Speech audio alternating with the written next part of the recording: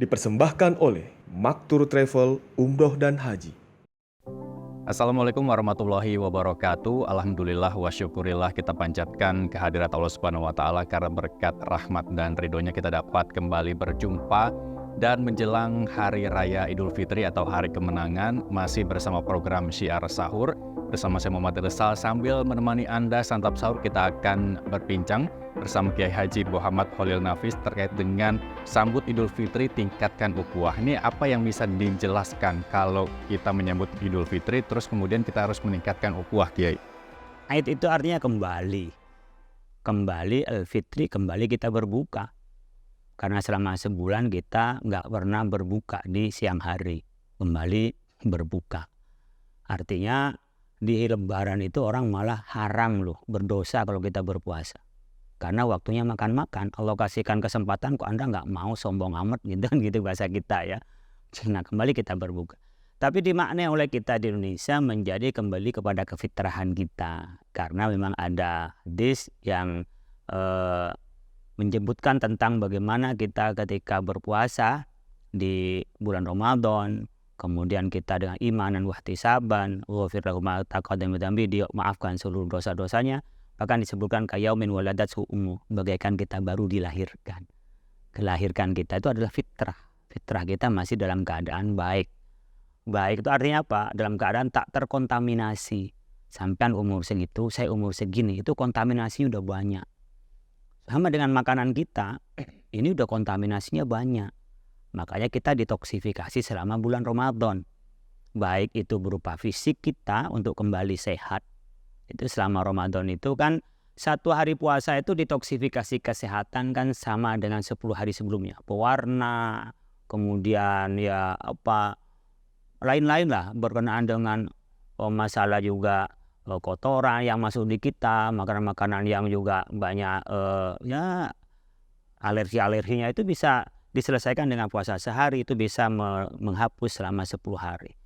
Sama dengan kita puasa sehari, itu barokahnya itu sama dengan kita puasa 10 hari minimal sampai maksimal tak terbatas. Ketika kita puasa selama 1 bulan ya selama 30 hari, kalau 30 kali 10 itu 600. 10 kali 30 berarti kan 300. 300 kemudian ditambah dengan 6 hari bulan Syawal, maka berarti 360. Di dalam Islam itu dalam 1 tahun itu 360 hari. Maka man shoma Ramadan wa taba sitta ayyamin min Syawal fa ka'annama shoma. Kalau puasa 1 bulan di bulan Ramadan dilanjutkan 6 bulan di bulan Syawal, itu sama dengan puasa 1 tahun. Karena kelipatan 10 kali lipat itu minimal sampai tak terbatas. Makanya dulu para ulama berdakwahnya itu dengan cara apa? Setelah Ramadan puasa ada lebaran tupat. Lebaran tupat itu lebaran dari 6 hari di bulan Syawal. Nah sekarang ya puasanya Syawal tidak ada, yang ada tinggal ketupatnya. Nah kita di Idul Fitri itu punya tradisi mudik. Nah itu yang ukhuwah. Kita kembali pada kefitrahan kita karena kita sudah bersih. Orang bersih kita maaf-maafan. Kan di bulan Ramadan sudah diampuni oleh Allah, tinggal satu yang belum diampuni, dosa antara kita. Jadi kalau antar manusia ini ada dosa, sebelum antar manusia ini memaafkan, Allah belum memaafkan. Maka jangan gampang memaki orang di media sosial ya. Kita nggak sempat minta maaf ke dia, Allah nggak maafin kita. Ini sedikit melukai orang lain, membahayakan, menyakiti orang lain, terus orang lain ya yang dizolimi. Kemudian kita minta ampun pada Allah, Allah maafkan ya Allah. Allah maafin yang semua berkenaan dengan dosa kita kepada Allah. Tapi dosa antar manusia itu harus dengan maafnya. Maka kita di bulan Lebaran ini, di bulan Syawal, 1 Syawal Lebaran, kita disebut dengan maaf-maafan. Nah, jadi kalau Allah menerima puasa kita, ada satu yang belum bersih dari kita adalah maaf-maafan. Nah, maaf-maafan ini dikontekstualisasikan oleh kita adalah mudik. Meskipun orang bilang bikin dosanya di Jakarta, minta maafnya di kampung. Ya, bukan itu. Di Jakarta minta maaf di Jakarta, makanya di Surabaya, di Surabaya, di Medan. Tapi kenapa pulang kampung? Karena kita ini pasti napak tilas lah. Nabi Muhammad saja itu rindu ke kampung halamannya. Ketika Nabi ada di Madinah, Nabi kan ke Mekah, Fatu Makkah. Jadi kata Nabi disampaikan, inna hadhi la ahabbul ardi ilayya law anna qaumi laula anna qaumi akhrajuni ma kharajtu minki. Ini bumi yang paling kucintai karena kelahirannya di Mekah. Kalau tidak karena aku ada masalah dengan dulu dakwahnya, ya Nabi juga dimasalahkan oleh mereka. Bukan Nabi bermasalah, Nabi dipermasalahkan oleh mereka. Nabi tidak keluar dari Mekah untuk menunjukkan cintanya. Atau semua itu ada takdir Allah ya ke Madinah. Artinya menunjukkan cinta kami. Jadi mudik itu sebenarnya ada narasi yang bisa kita bangun kepada cara Rasulullah ketika rindu ke kampungnya. Nah kita di kampung ketemu dengan handai taulan, Pak tilas dan seterusnya. Bahkan bersyukur kita bisa bertemu dengan saudara karena pas pertemuan dari ujung ke ujung itu, pas ketika lebaran pulang kampung, kita punya tradisi ziarah kubur. Ya, berbakti kepada orang tua itu apa setelah meninggal? Mendoakan. Berbakti kepada orang tua apa? Silaturahim antar anak cucunya. Jadi pulang kampung itu selain napak tilas, ada nilai berbakti kita kepada orang tua dan mempererat di sini ukhuwah, persaudaraan kita. Saya ini saudara 7. Yang tinggal di Jakarta cuma saya. 1 tinggal di Lumajang, tinggal di Surabaya, ada yang di Madura di kotanya. Tapi saya kan orang tua di desa. Nah, dengan lebaran itu saya bisa silaturahim dengan keluarga saya, saudara saya. Anak-anak saya yang sepupu-sepupu ini mungkin nggak pernah ketemu 1 tahun, ini bisa ketemu. Kalau sampai 3 tahun nggak ketemu kan bisa pangling sudah. Yang gede kecil udah gede. Nah itu sarannya silaturahim. Jadi silaturahim memperkuat. Maka tradisi mudik bagi kita selain kita memang ada rasa nyaman, ya, ada rasa napak tilas, tapi ada unsur keagamaan. Kalau kita niatin dengan niat ukhuwah tadi akan mendapat pahala dari Allah Subhanahu wa taala. Yang tidak boleh pulang kampung gaya-gayaan. Nih gue sukses di Jakarta. Gitu. Menjadi ajang pamer begitu ya. Itu. Nih sama dengan kita cari nafkah. Man sa'ala iyalihi fa fi sabilillah wa man sa'ala walidahu fi sabilillah. Orang yang cari nafkah demi orang tuanya, demi keluarganya, itu pahalanya sama dengan jihad fi sabilillah. Tapi wa man sa'ala mukasirin fa fi sabilillah syaitan. Kalau dia berupaya mencari nafkah untuk gaya-gayaan, sombong-sombongan, itu jalannya setan. Jadi nah itu malah justru menimbulkan dosa lagi antara sesama manusia ya, hablum minanas begitu ya. Betul. Tapi saya tahan dulu Kiai, selain hablum minallah, hablum minanas juga kita harus jalankan dengan baik begitu ya. Kalau tahun ini kita bermaafan, kalau kita berbuat salah lagi, tahun depan maafan lagi. Nah ini kan menjadi orang yang merugi karena kebaikan yang kita jalani selama Ramadan tidak terjalin dengan baik. Kalau mencapai suatu kemenangan itu mudah, tapi mempertahankan itu sulit begitu ya. Menjadi baik itu susah dan mempertahankannya itu sulit begitu. Nah, bagaimana kita menjaga keistiqomahan kebaikan yang sudah kita tanam selama Ramadan dan berlaku lagi di bulan-bulan berikutnya. Tapi jangan dijawab dulu karena kita harus jeda sesaat. Pemirsa Syiar Sahur akan kembali sesaat. Jadi kalau dia beriman, kemudian bisa istiqomah, konsisten. Itu memang berat. Orang yang bisa konsisten, insya Allah Allah akan memberikan pahala surga karena betapa beratnya kita konsisten. Jadi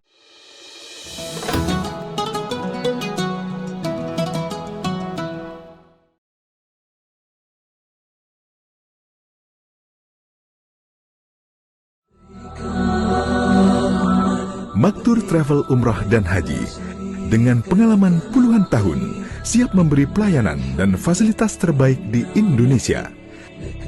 Maktur Travel Umrah dan Haji menawarkan paket spesial bagi setiap jamaah yang ingin melaksanakan ibadah umrah dan haji khusus. Maktur Travel Umrah dan Haji, jembatan Anda menuju Baitullah.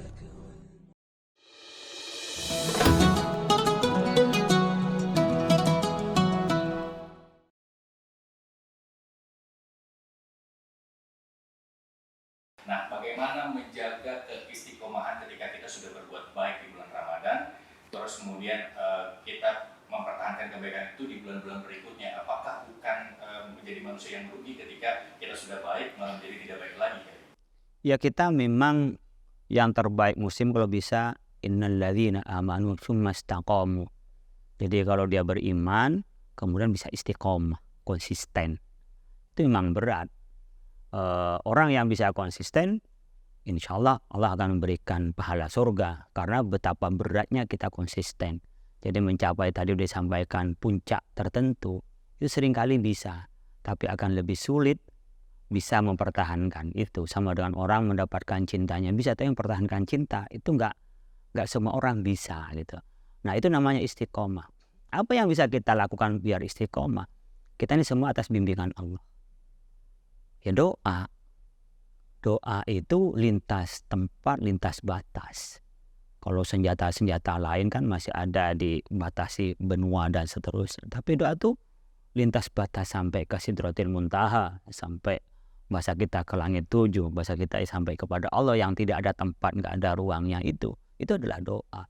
Makanya jangan dianggap remeh doa. Kadang-kadang saya kalau ngisi pengajian, belum doa orang pada pergi semua. Padahal intinya di doa itu gitu loh. Nah, saya kalau ketemu dengan orang soleh, mungkin minta nasihat iya, tapi lebih dari itu adalah saya minta doanya. Karena mungkin dia hatinya bersih sehingga setiap doa diterima oleh Allah. Kalau kita kan kotor ya, saya lah bukan Anda, saya kan kotor, mungkin masih mikir ini mikir itu kurang bersih sehingga doa kita tersendat-sendat. Yang kotor namanya apa? Doa kita makan barang haram. Itu kan man akala haraman lam tuqbal sholatu arba'ina yauman. Orang yang makan barang haram 40 hari sholatnya nggak diterima. Sholat itu kan intinya doa. Orang sholat itu sedang mengadu kepada Allah. Kalau kita baca Quran, Allah sedang mengajak bicara kepada kita. Makanya di dalam bulan Ramadan ini kita kemarin hari-hari kita adalah hari-hari di mana kita berbicara kepada Allah dalam sholat kita. Karena hanya di bulan Ramadan kita ada sholat tarawih. Kemudian di bulan Ramadan turunnya Al-Quran, kita diajak bicara oleh Allah Subhanahu wa Ta'ala. Maka untuk menjaga istiqomah yang pertama adalah doa. Jadi jangan lepas dari doa. Saya menanya sama ibu-ibu sekalian, bapak sekalian di rumahnya. Gimana ibu bapak cara mempertahankan keluarga? Saya khawatir sudah 20 tahun berkeluarga belum pernah mendoakan pasangannya di tengah malam. Pernah nggak kita dalam sujud doain istrinya? Mungkin minta rumah iya, tapi doain istrinya sehat, istrinya setia, istrinya baik. Pernah nggak doain begitu? Atau istrinya mana sering mengomelin pasangannya daripada doain kepada Allah? Ayo jawab aja pemirsa. Jadi nggak usah dari kita gitu ya. Kru-kru berada di sini ya kan. Coba. Jangannya saya itu mulai pasangan umpamanya dengan keluarga kita. Pernah nggak di dalam sujudnya ya Allah pasangan saya, kalau yang istri suami saya, istri saya, ya berikan kesehatan, kemudahan rezekinya, sayang keluarga, baik keluarga. Bisa nggak begitu? Begitu juga sebaliknya, umpamanya suaminya kepada istrinya, gitu ya. Kalau kita mendoain anak, doain orang tua mungkin biasa. Tapi antar pasangan mungkin nggak banyak orang yang ingat mau doain pasangannya daripada ngomelinnya. Nah itu. Nah ini untuk kita menjaga bagaimana kita membangun ukhuwah, ya saling mendoakan. Makanya kalau dalam doa kita itu kan selalu lil muslimin wal muslimat wal mu'minin wal mu'minas al ahya'i wal amwat. Orang muslim, muslimat, mukmin, mukminat kita doain. Bahkan yang hidup dan mati kita doain, ketersambungan kita. Jadi untuk yang pertama, untuk mempertahankan jangan lepas dari doa. Baru yang kedua adalah saling menasihati. Wa tawassaw bil haqqi wa tawassaw bis sabri. Kita datang ke pengajian itu bukan semata-mata saya sudah tahu katanya. Itu jadi sombong. Kita tahu tapi kadang-kadang diingatkan. Saya ini sering khutbah. Kalau Jumatan kan pasti diundang khutbah dari masjid pindah ke masjid yang lain. Bahkan di pesantren itu hanya berapa kali dibandingkan saya di luar, banyakkan di luar daripada pesantren sendiri. Pesantren dipakai untuk latihan santri untuk baca khutbah. Saya sendiri khutbah keluar. Saya memang saja ada berapa waktu yang saya kosongkan untuk mendengarkan khutbah. Dan begitu juga saya mendengarkan dari nasihat kiai yang lebih senior, ustadz yang lebih senior dari kita.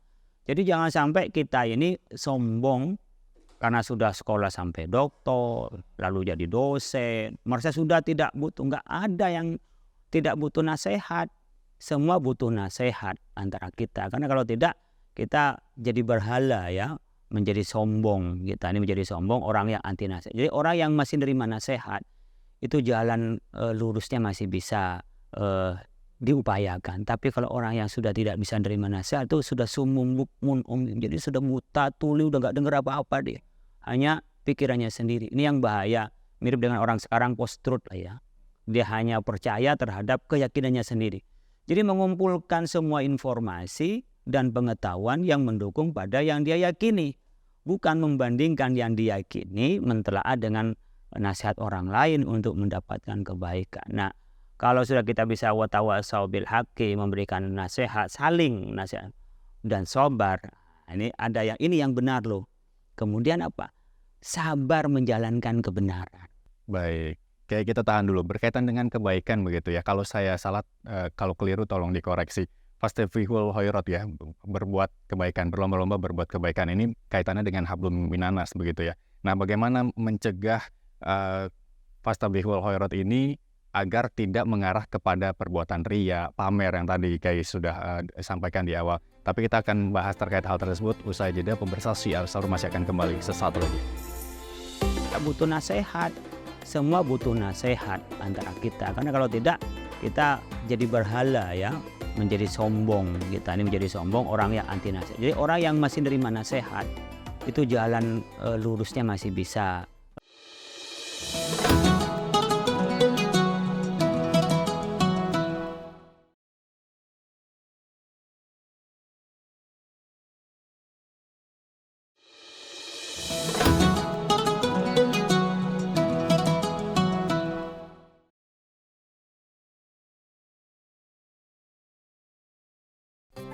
Anda kembali bersama kami di program Syiar Sahur NTV, masih bersama Kiai Haji Muhammad Khalil Nafis. Kiai, tadi saya bicara soal berlomba-lomba berbuat kebaikan. Bagaimana agar upaya dalam berbuat kebaikan sesama manusia hablum minanas ini tidak mengarah kepada perbuatan riya atau pamer yang tadi kita sudah sempat bahas.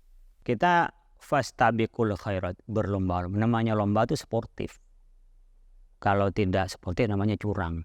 Ya gitu. Jadi sportif itu artinya ada koridor yang kita pahami bersama, kemudian sesuai dengan koridor lalu kita berlomba. Demikian juga dalam kebaikan, koridornya kita adalah karena Allah.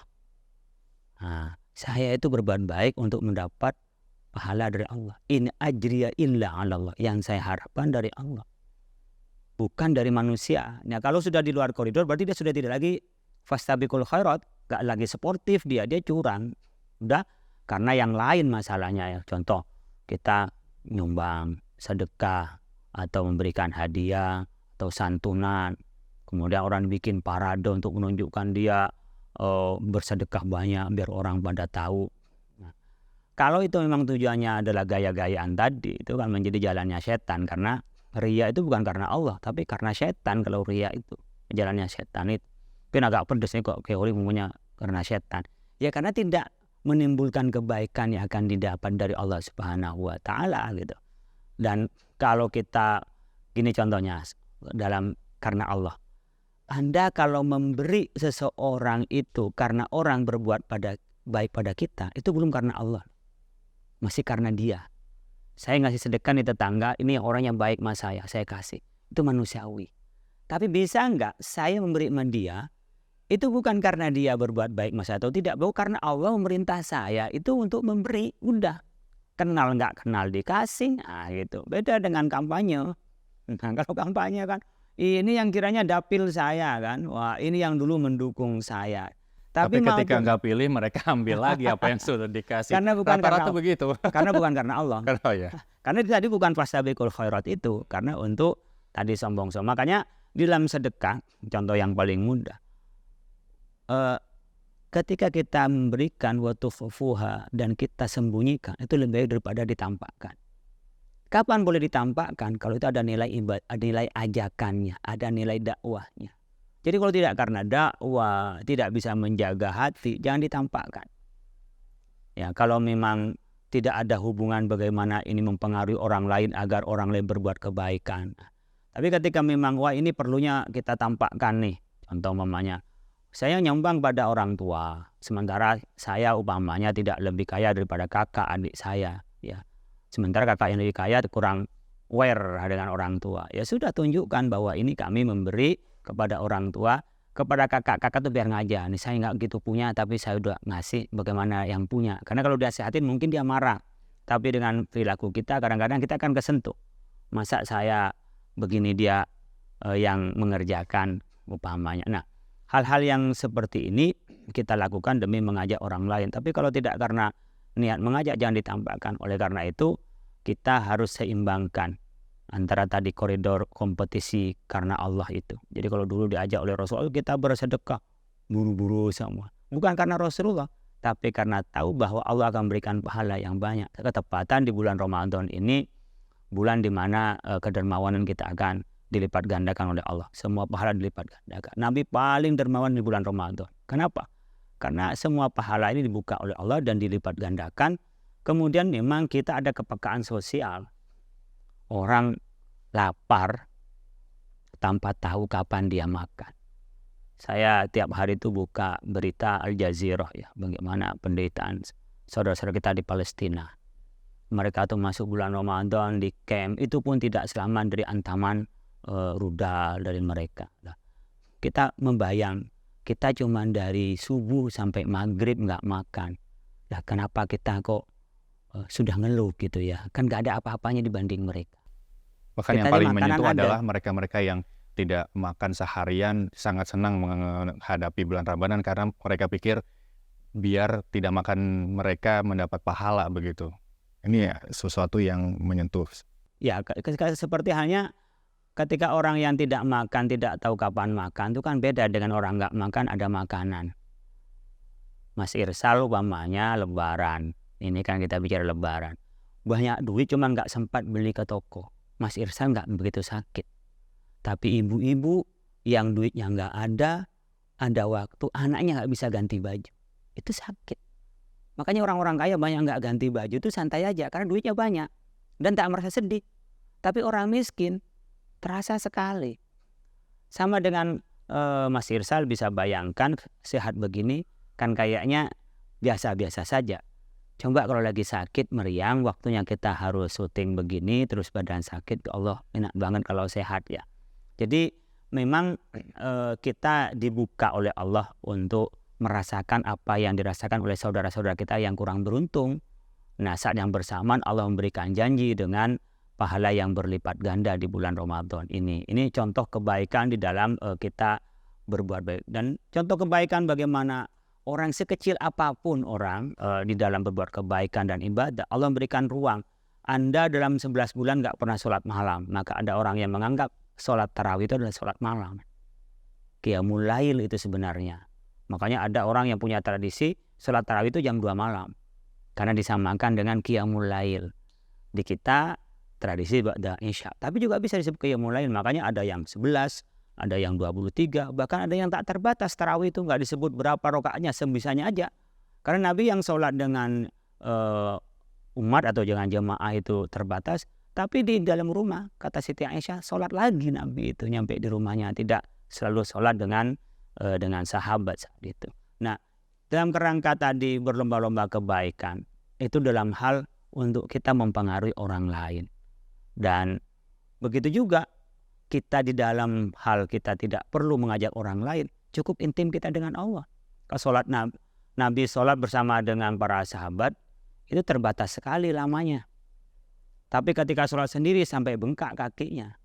Tapi ketika berjamaah, Nabi mengingatkan seperti ke Mu'adz bin Jabal ketika di Yaman. Kok sholat subuhnya lama banget, sementara orang banyak yang punya kebutuhan, dan seterusnya. Oleh Nabi ditegur, afatanun anta ya Mu'adz. Mu'adz, kamu kok bikin masalah? Kaget dia sebagai gubernur Yaman. Dipanggil Rasulullah. Apa ya Rasulullah? Dijelaskan, kamu sholatnya kelamaan. Jadi kalau jadi imam, ini Ustadz, jangan lama-lama jadi imam. Nanti besok jamaahnya berpindah ke masjid lain gitu. Iya, jadi kalau sendiri udah lamain, jadi jangan dibalik, sholat rame-rame lama, pas sholat sendiri cepat. Nabi sebaliknya, sholat rame-rame itu sebentar, pas sholat sendiri lama Nabi, sampai bengkak kan berdirinya lama Nabi. bisa hatam Quran pada saat sholat tahajud. Tapi ketika sholat berjamaah enggak loh, kita kan enggak. Ketika jamaah yang lama, pas sendiri waduh ini kayak filosofi tergandeng. Pas ada gandengannya jalannya ete-ete. Pas lagi nggak ada gandengannya, wus.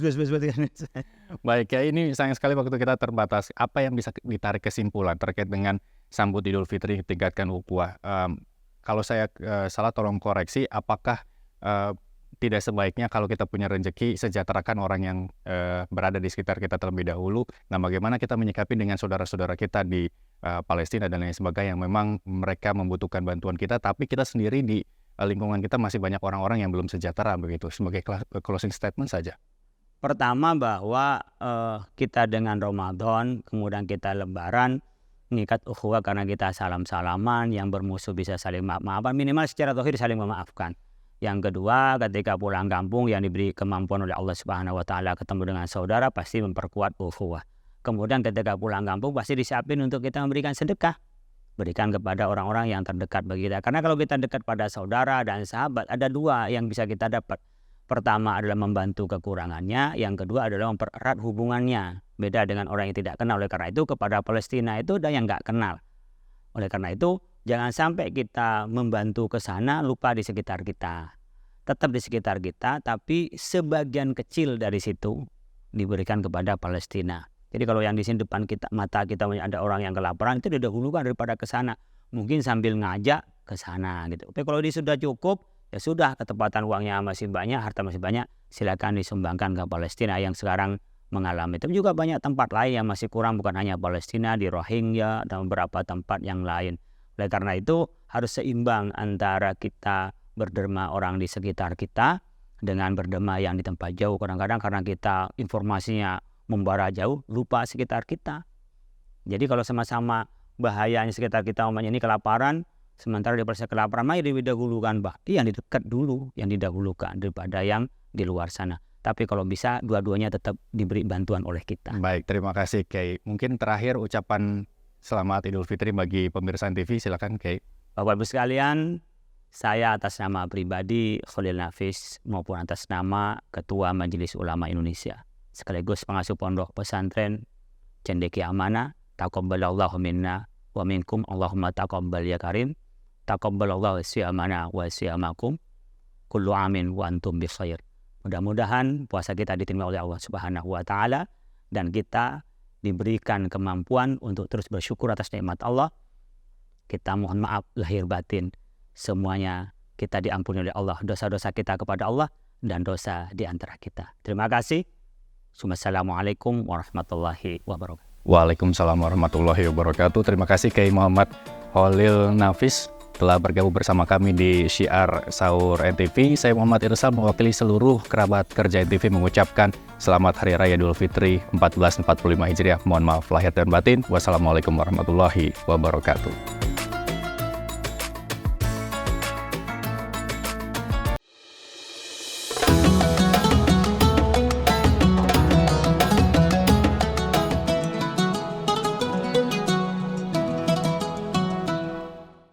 Dipersembahkan oleh Maktur Travel Umroh dan Haji. NTV Sahabat Kita.